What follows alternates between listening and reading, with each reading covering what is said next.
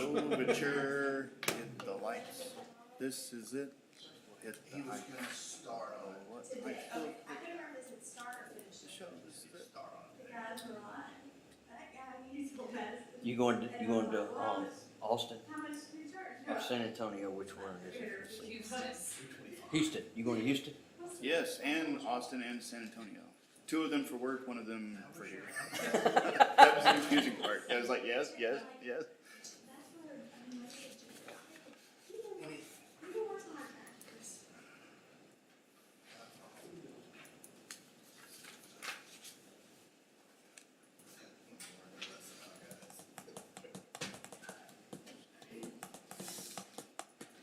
This is. Oh, you don't like that? No. Yeah. How many more years you got with Long UPD? It's funny you mentioned that. 34 days. Are you serious? Yeah. You're done. Whoa. How many Retired years August. total? 23 total. Now he's just gonna sit around here and complain You got about another stuff. We're plan? gonna have a citizen that used to be on the council that's Yeah. just retired and bored. Retired. You going to the rocking chair? No, I've got Other things up there? I've got some other things. Good for you, man. 23 years. You ain't sold the boat, have you? Did sell the boat. And you're gonna retire? I see where you're going with that. Yeah, that was pretty stupid on my part. Good point. Yeah. Hey, hey. Seen a lot of changes. Well, it seems to be a snowball going downhill at this point. Yeah, it does. Yeah. You know what I mean? It's just my civilian overlook. All right, 5 seconds. I'll now call to order this meeting of the City of White House Council for today, Tuesday, July the 27th, 2021. Time is 6 o'clock. Ms. Hargis, will you please call the roll? Yes, sir. James Bunsley, Here. Zach Briscoe, Ginger Cardwell, Paul Hickey, Here. Michael Lowe, Here. and Dick Jackson. Here. We barely have a quorum. All right. Will you please rise and join me in a word of prayer? Actually, Councilman Lowe, would you like to lead us in this one? Sorry for the short notice. Dear Heavenly Father, thank you for this opportunity to meet in our great country. Help us tonight to make decisions that will carry our city forward and help us to make the best decisions. We appreciate everything that you do in our lives. Forgive us of all our sins. In Jesus' name, amen. Amen. Join me please in the Pledge of Allegiance. I pledge allegiance to the flag of the United States of America and to the republic for which it stands, one nation, under God, indivisible, with liberty and justice for all. Texas flag. Honor the Texas flag. I pledge allegiance to thee, Texas, one state, under God, one and indivisible. Thank you. Wow, that sounds really good. All right. That leads us to item D on the agenda, presentations. We have one for the Texas Police Chief's Best Practices. Chief Robeson, please.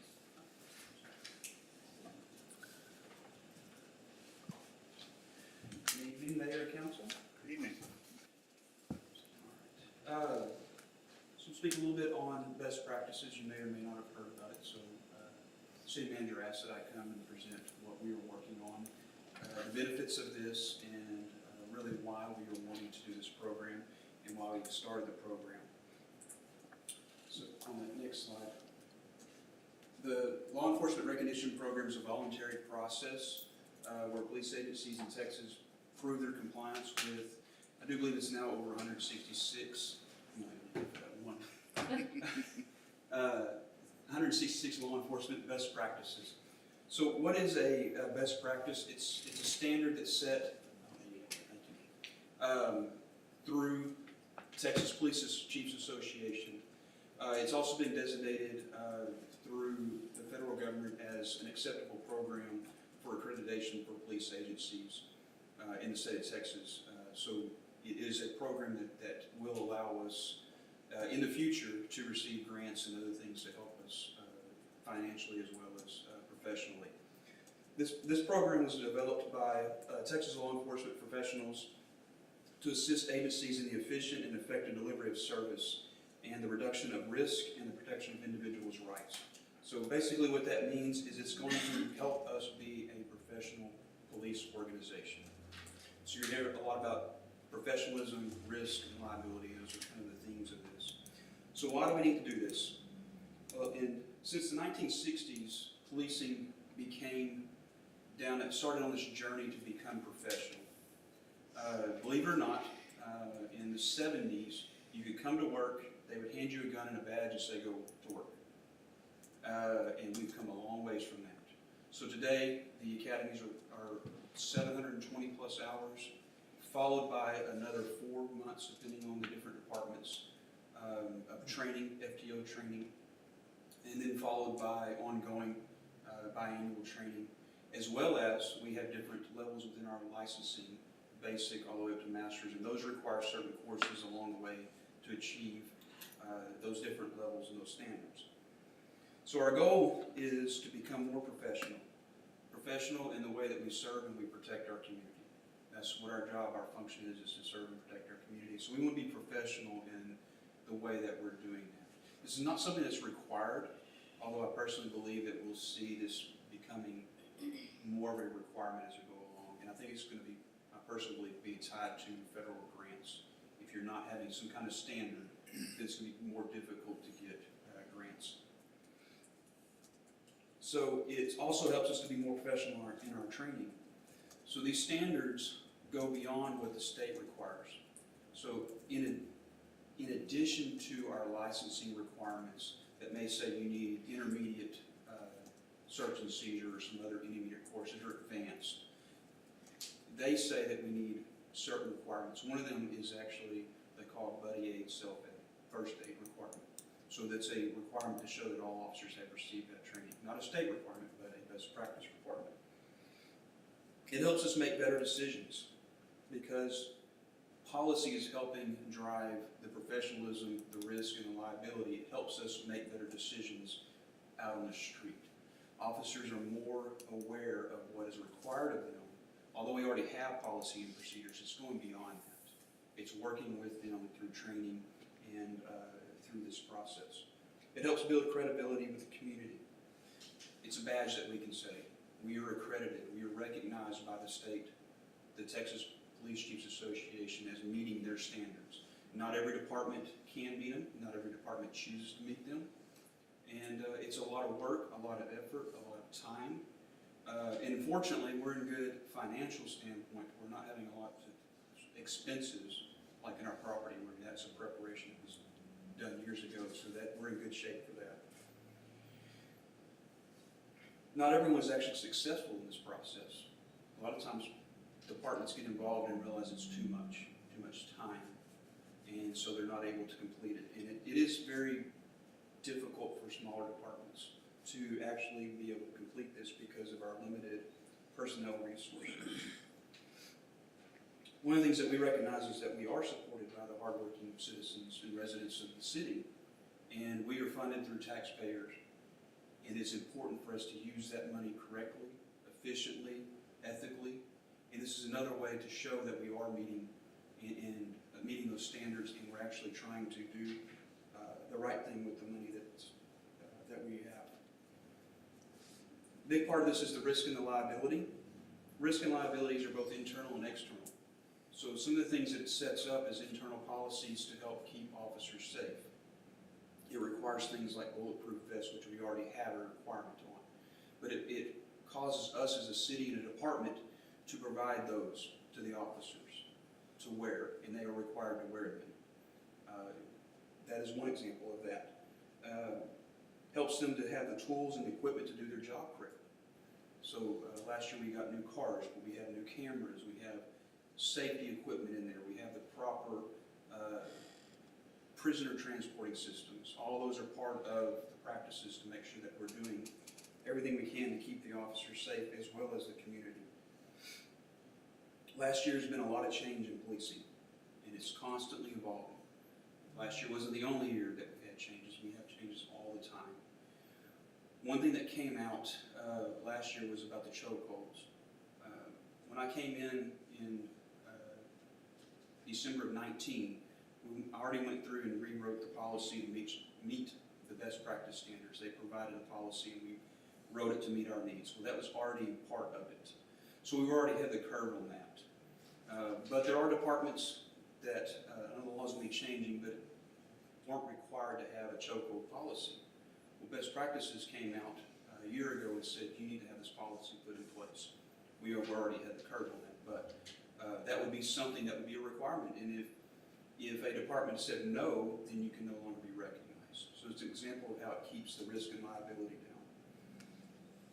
Some departments refuse to accept the changes. Some departments struggle with the time and the effort that it takes to get that. So we are really focusing on trying to meet this. We have 2 years to get this first part done, and we're on our way already to meeting that goal and accomplishing all of that. So what happens when departments don't make these changes? They're going to end up in lawsuits. If you don't have good training, if you're not doing the things that it's asking for you to do, you're going to increase your liability, your potential for lawsuits. We're trying to avoid that. That's wasted money. And so all of this program helps us to reduce all of that. So I don't think I got to see the 10 focuses real quick on that. I'm not going to go over all of them. I'm just going to read them. It covers use of force, pursuits, searches and seizures and arrests, care and custody, which is arresting of prisoners, domestic violence, employee, domestic misconduct, off-duty conduct, to have policy on off-duty conduct, how we hire people, selection processes, sexual harassment, and internal affairs. Some departments don't even have a department for that. We don't have SWAT or high-risk warrants. We work with the Smith County on that. But how we handle narcotics, dealing with mentally ill, and property and evidence. All of these areas get cities in trouble. And so they're high on the list and help keep us be more professional, to build a better rapport with the community, better train, reduce liability and risk, and overall will hold us at a higher standard. And then the process of us going through it is we've got the application done and we're working on meeting our standards. We're on step 2. We'll then have an assessor review and then an on-site review and then recognition status. All right. Any questions? Chief, how long does do you expect the process to take from start to finish? We have 2 years to complete it from earlier this month. We are in such good position, and we've got these 2 guys in the back are great assets. They're tremendous help. And so we've already knocked out 2 of the 14 major standards. And I believe, although I'm putting a lot of pressure on them, I think we can get it done in about 18 months. But our goal really is within 2 years, which is the standard. And I think we can be pretty close to December of next year. And after that, is there a periodic reevaluation? Is it annual? There are annual requirements, and then there'll be every 4 years they will come back in and review everything on site. So we do annual, what they call proofs. We'll demonstrate that we're doing what we say we're doing. How many cities say this size has this same program? Just a guesstimate. I would have to get back with you. I'm not going to be able to guess. I've seen the numbers, but I don't remember off the top of my head. It's kind of like fire department maybe going to class 1, right? To a point. It is, I think of it kind of like businesses getting better business ratings and things. So we don't have to have any of this, but this shows that we are better than most. And I do believe that the number is growing. I do get a report every so often of a new department joining, and I just would guess, and I don't want to guess, I'll give you a good number. Yeah, good. We're glad to see you working towards it. Like you had said, I know they are tying grant money into it, and once that becomes finalized, you're going to see a mad rush of departments, which is going to extend the time frame to try to get through the process. So I'm glad you're ahead of the curve and appreciate it. No, and honestly, from the way the building was built, it was to a lot of the practice already put in place. There's a lot that was done to help us. There are departments facing some serious financial challenges trying to get a property room set up because it has to be secure. You've got to have double keys, and you've got to have cameras, and you can't have false ceilings, you can spend a lot of money just fixing a property room, and that building was designed correctly, and so that's a big plus for us. Well, we appreciate you guys. I enjoy interacting with our police department. It'll be great to have some empirical evidence about how awesome you guys are. A little trophy up on the wall. Absolutely, it's a good thing. Yeah, it's a lot of effort. We appreciate it. Thanks. Thank you. All right, thank you, Chief. So that moves us on to item E, community interest. We have a few items up on the screen. Mayor and council, these are the same items from our last meeting, so we'll run through them really quickly. Farmers Market continues every Saturday. For now, it is still here. We will put out information when they change locations down to 109 East Main. Filing for the election is open through August 16th. Meet the Cats will be on August 16th, first day of school, August 18th, and just a reminder that we're planning National Night Out for October 5th. Thank you. Anyone from council have anything to add in the matter of community interest? Just curious, one question. When, it looks like the farmer's market will be moving possibly. They weren't sure yet. They were waiting on their insurance company to Okay. get that coverage changed That's gonna over. be great, yeah. Where'd they think about going? To the building that we purchased at 109 East Main in the parking area, just to have a little bit more room. Good deal. Anyone else? All right, that moves us to item F, which is public forum. No one signed up to speak public forum. No, sir, they did not. So we'll move down to item G, the consent agenda. We have some items for consideration on the consent agenda. So if no one would like to move an item from the consent agenda into the regular session, I'll entertain a motion to accept the consent agenda as presented. I make a motion, we accept the Motion Second. and a second. I have a motion and a second. Any further discussion? All those in favor say aye. Aye. Anyone opposed? Hearing none, motion carries. All right, on to item H, other action items, ordinances, resolutions, public hearings. Number one is approval of ordinance 21-0727-01, calling and ordering the election of Council Place 1, Council Place 3, and Council Place 5. All right, anything to add on this? Susan? Just Mayor and Council, the Texas Election Code and our city charter mandates that we, or not we, the governing body, calls and orders the general election. As you stated, this year we have places 1, 3, and 5 that will be open. Filing for a place on the ballot has already begun, and it continues through August 16th at 5 p.m. If we need to have a ballot draw, if we have more than one person running in one particular place, we will have that on August 17th at 5:15 here in this building. Early voting dates are still tentatively set by Smith County as October 12th from 8 to 5, October 25th through the 27th, 8 to 5, October 18th through the 22nd, 8 to 5, October 25th through the 27th, 8 to 5, October 28th and 29th, 7 to 7, and of course, Election Day is 7 to 7. Okay.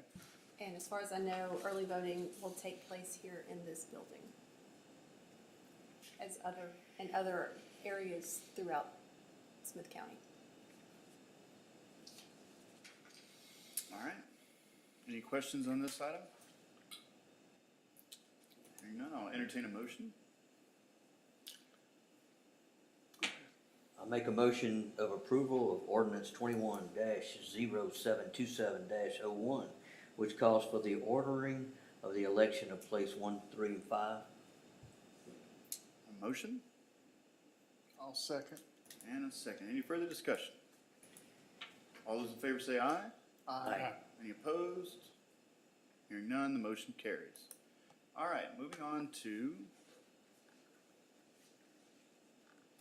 H2, budget discussion. It's budget season, so 2021-22 budget discussion. Mrs. Black, take it away, please. Mayor and council, we received our certified rolls from Smith County Appraisal District yesterday afternoon, and it looks like those numbers are gonna fall in line with our estimates, so we'll get to that shortly.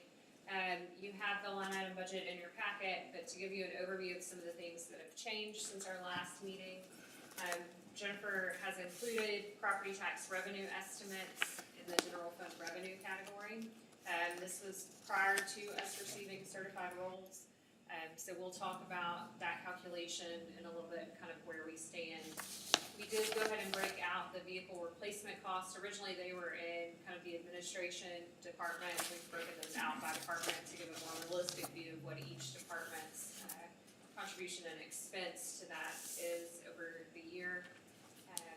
Projects that were identified in the priority list have been included in department budgets. If you'll remember, up until this meeting, we had that supplemental project list that had those items broken out. Those have now been included in the line item detail. Changes to unemployment rates have been updated based on estimates, and if you'll remember at the last meeting, we talked about the fire department was requesting 3 full-time positions, and we reduced that to 1. In doing so, we needed to make some adjustments to their overtime and increase that slightly to cover the lack of that full-time personnel on those shifts, so that change has been made. Again, here's the terminology slide, we won't go through it, but stop me if I use an acronym that I haven't explained. Again, our property tax revenues were included in the line item details, so you can see that on this chart, and then the general fund expenses chart was updated as well.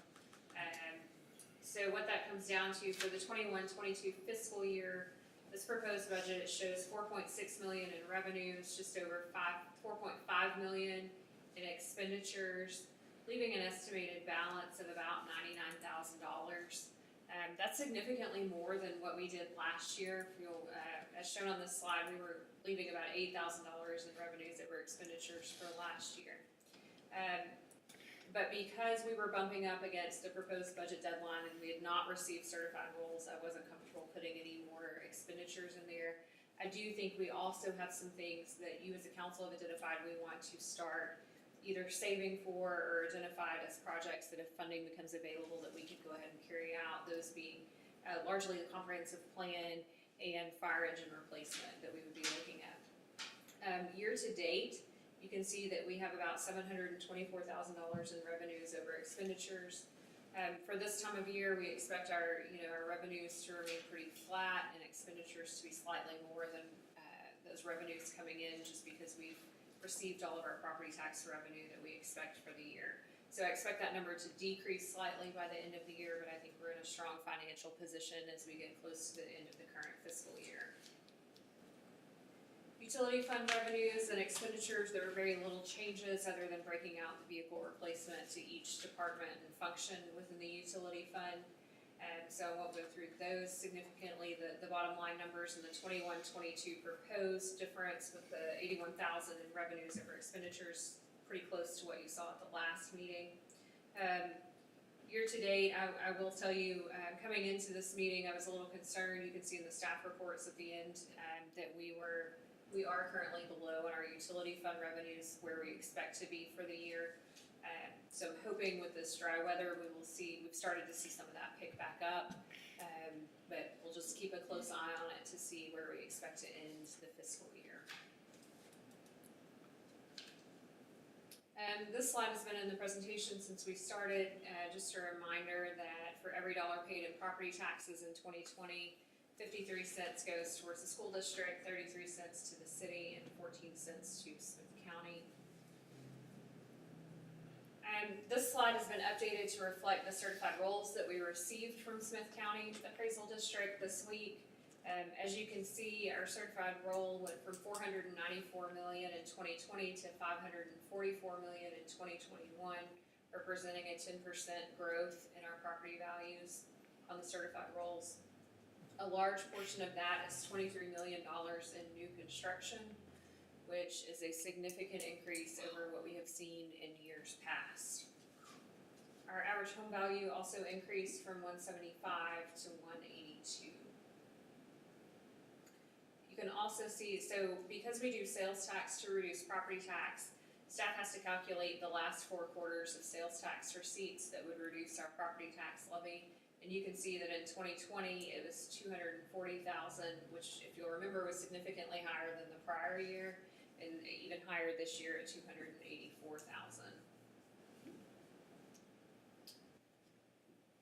Mayor and Council, I'm not going to walk through each of these rate calculations. these slides do look slightly different than what was in the packet because I've received the certified rolls and updated those numbers accordingly. But we'll get to the sheet that shows all of that. One thing I did want to mention, and I kind of pointed out on that SCAD table that I showed earlier, the two driving forces for our ability to move the city forward and take on new projects and increase our services and efficiency are primarily due to revenue growth driven by new construction and increases in property values. And I think this chart for new construction really illustrates how phenomenal the value is of our new construction for the current year. We had a great increase last year in 2020, and then you see what it looks like for 2021 and how significant that impact is. It's particularly impactful when you start calculating property tax rates because that new construction is not limited by the same percentage amounts as current properties on the rolls. Yeah, new valuations. You can take new construction out of that calculation, and so it gives you the opportunity to really capitalize when you start looking at new projects. So this table has been updated to reflect the new values received by Smith County Appraisal District. One of the things you will see is that we expect, based on those values, the M&O yield, maintenance and operations yield, which we really use to fund day-to-day operations, is showing to be about $1.5 million. But in the budget, we have only included for current property taxes, we have in there 1.529, and this is showing 1.570. So what is in the budget reflects an assumption of a 97% collection rate, which we feel is conservative and appropriate. I will preface all of this by saying that we have not received the tax rate calculation forms from Smith County. Those were just released on Friday. I did some very preliminary back and forth calculations to try and come up with these rates. I think we're gonna be pretty close. But don't be surprised because they will change once we receive the official calculations from the county, just because they have a lot more data that goes into those rate calculations than what I have at hand. And I can send this out to you, so you're not having to try and write it all down right now. But I think what we have in the budget now is probably appropriate unless I see something significantly different on those rate calculations when we get those next week from the county. Can you just repeat that one number? What we're showing here is 1.57, and what's in the budget is? The budget is 1.529, 143. Okay. Yeah, that is pretty close. It is. So Good it's job. about a 3% difference, which, Yeah. like I said, I think is appropriate, especially given that we have not yet received the full rate calculations.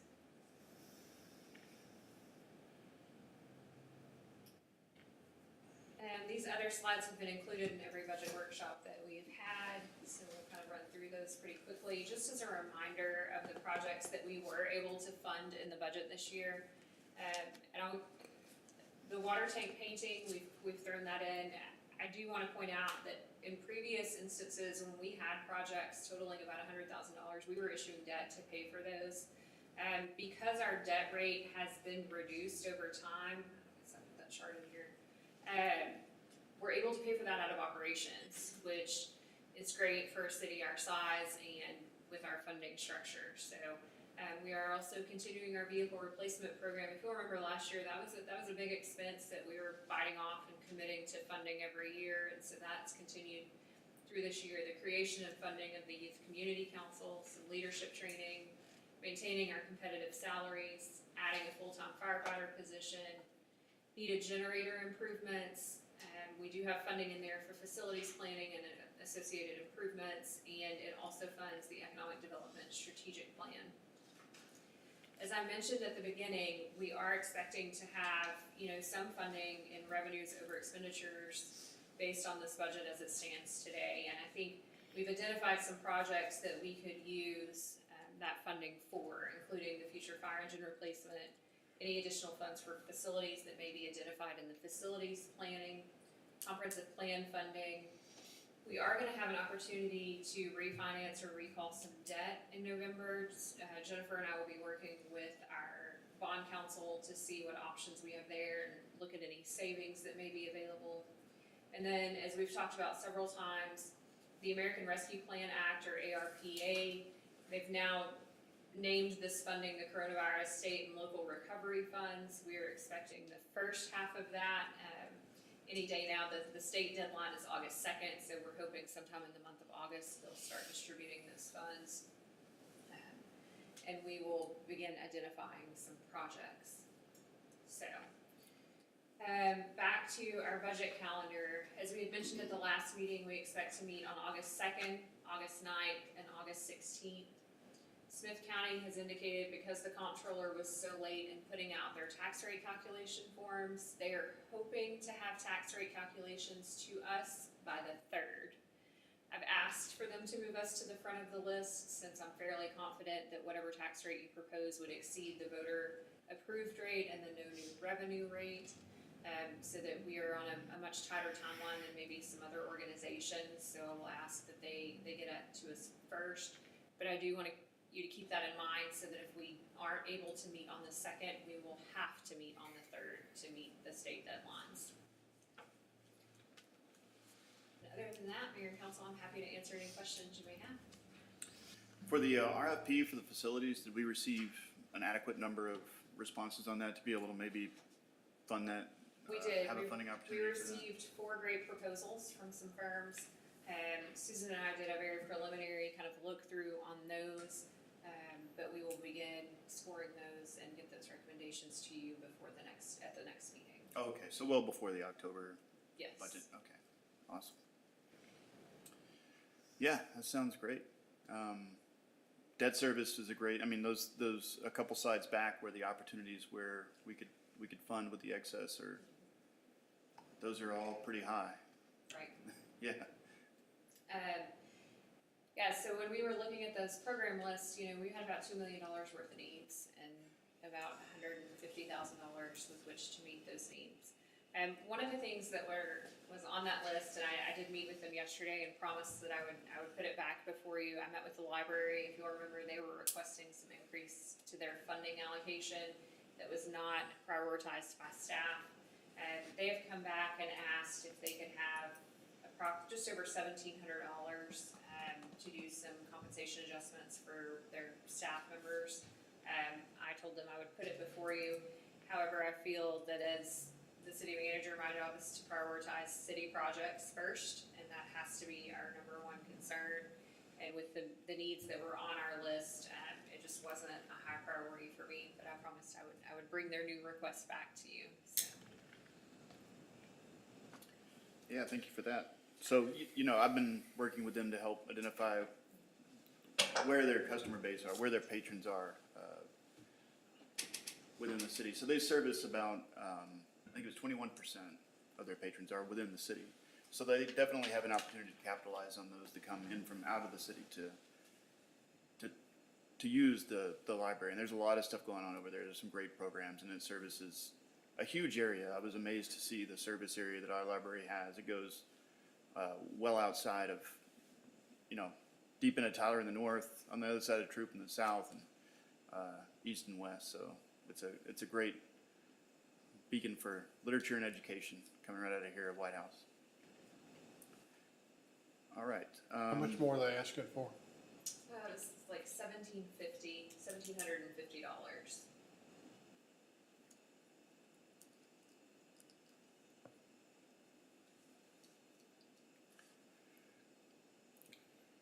I understand their need. My only concern is of how much we're funding compared to so many other cities. We are their vast majority, and we're trying to add full-time positions for firefighters and scrounging for that.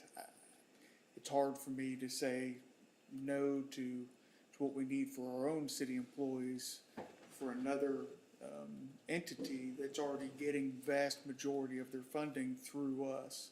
So I know it sounds harsh saying no to $1,750, but I would have to kind of lean that way. I feel that amount could be done through fundraising or other means, maybe even looking at what we've seen structured in other ways where citizens of White House have their library card at one cost, and if you live outside the city because you're not your tax dollars aren't supporting it, you may pay an extra $1.50 or something along those lines. I think they need to explore some of those options also. So I did have that conversation with them yesterday, Councilmember Hickey, and I do think they will begin looking at it. One of my comments to them was, this is primarily for compensation for one of their employees, and while I think they do an incredible job with the amount of funding that they get, I mean, it's phenomenal what they can do with the very little funding that they receive. When you look at it as a percentage, they're looking for over a 9% raise for their employee, and while I think that employee is probably amazing, when we're only giving our own city staff 3%, there's a disparity there, and that's a little more difficult when I have to go back and justify it to our own staff too. So that was my conversation with them, but again, I said I'd bring it back to them. There are some differences. She doesn't receive benefits like the city employees do. She's not a city employee, so there are some things that are different. But that was our conversation, and I did ask that they start looking at kind of diversifying their revenue, as we've all had to do here lately. Is that extra $17.50, is that all for employee Yes, sir. raise? Yes, sir.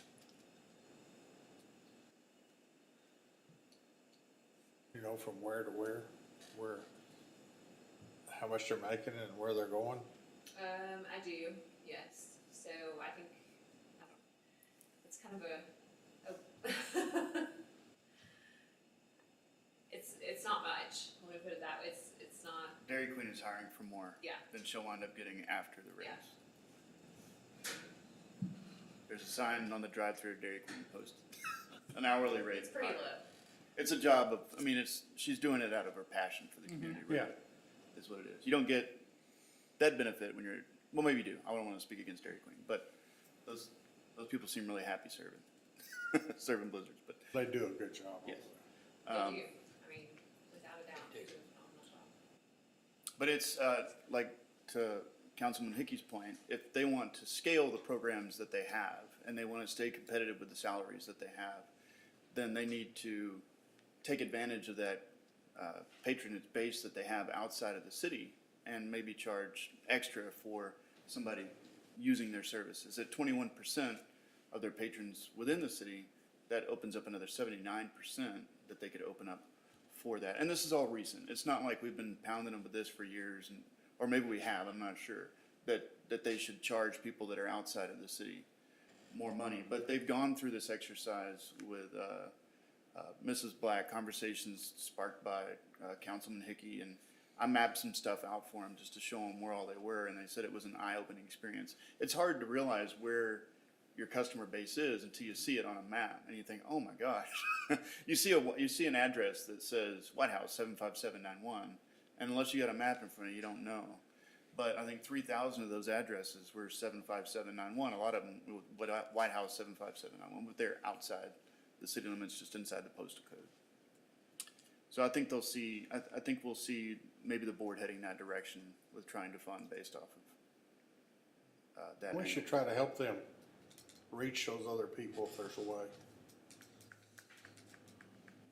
The rec has done a good job with going out. Mhm.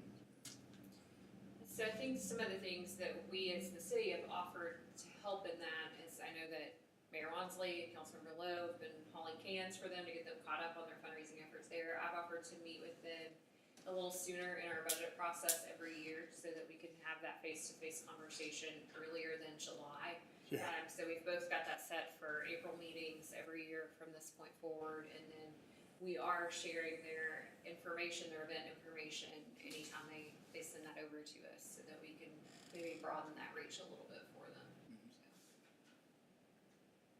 So. They are included in the facilities planning as well, so they were happy to hear that yesterday.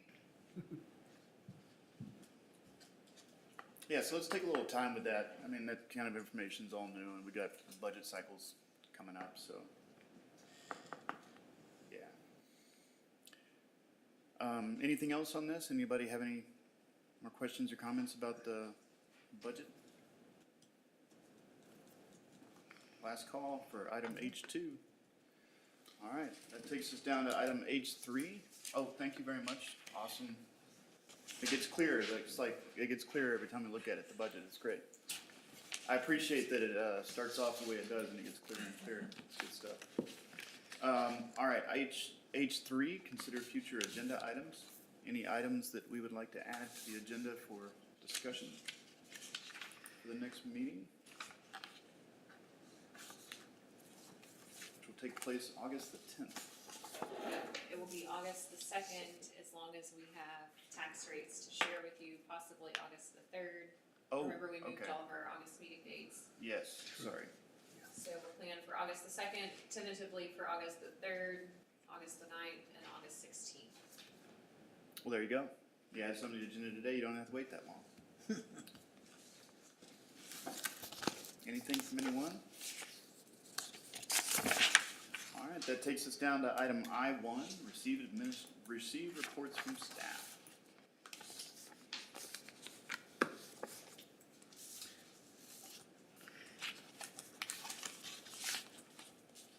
I appreciate the lovely colored slides here. Somebody's gonna have to. Progress on the fence looks like it's moving along also. Oh, Yes. Is that, didn't mean to interrupt you there. No, I was apologize. gonna say, when you're off the council, somebody's gonna have to carry that I torch know, for the, I mean, or we might lose the colors. so pretty. A very helpful report that is not always in your packet, but we felt like it's important to include is a report from Linebarger, who handles our delinquent property tax collections.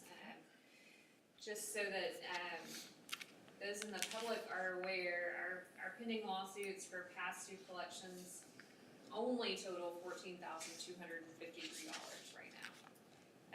I will tell you, that is unheard of.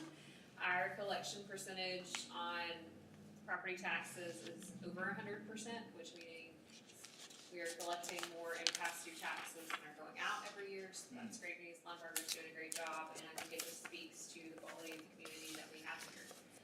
So we felt like that was important to include. I think we only had 8 delinquent property tax accounts with Linebarger, even new their names in this, but they're doing a great job, and I think it's doing a great job. So, felt like that was important. Again, our water sales are a little bit lower than what we would like to see, given the amount of rain that we've had in the past. I expect that'll pick up with this dry weather. Jeff told me it has picked up at the end of last week, so hopefully we'll start seeing. Yeah, it's showing more revenue.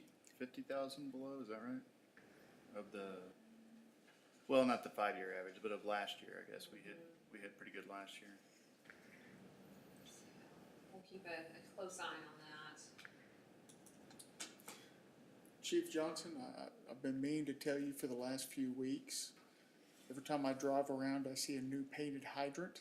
I assume that was y'all doing hydrant testing. I see it's now completed, and that would match with the newly painted.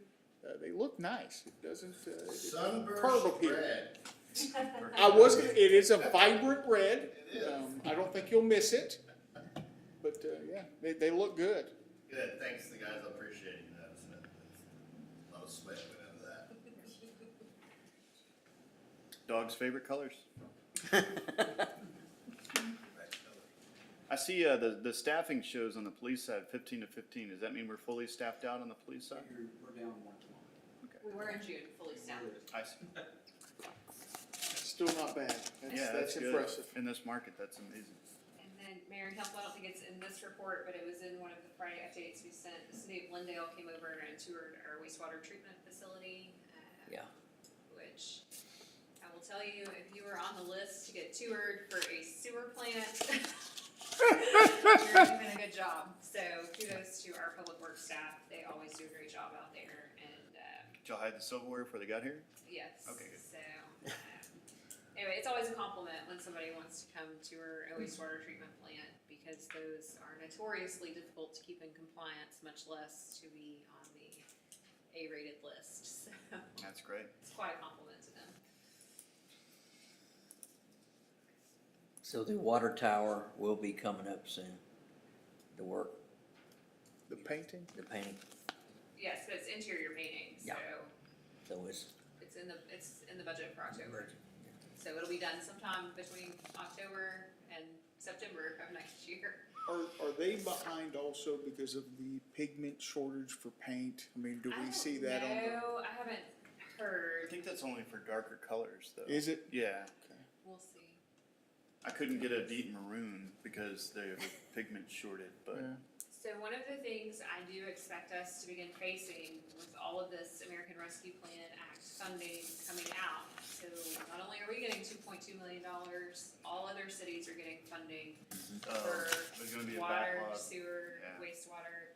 So I expect it will take longer and be harder to And the get, quotes will be higher. and the quotes will be higher to get public works contractors to do the work. So, don't be surprised when the projects start costing a little bit more than what we've been used to, and it's a little bit harder to find the workers. Let's just give it back. No, absolutely not. And it was a little more than we thought. Yes, sir. So the original allocation estimate showed about $1.94 million, and it looks like it'll be closer to $2.2 million.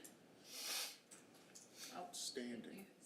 So they keep refining the guidance and the interim final rule, and so we're hoping now that the state is finally moving forward on distribution of that, that we can get some contacts with the Treasury and maybe get a little bit more guidance on what we can and cannot do with those funds. So we'll see. Yeah, that's exciting.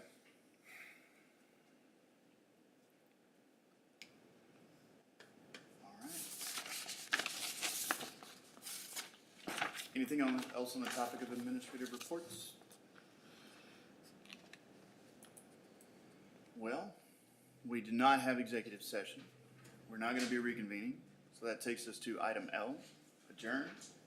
The time is now 6:44 and this meeting is adjourned. Thank you all for coming. I gotta figure out what happened to Ginger. Are we still hot, sir?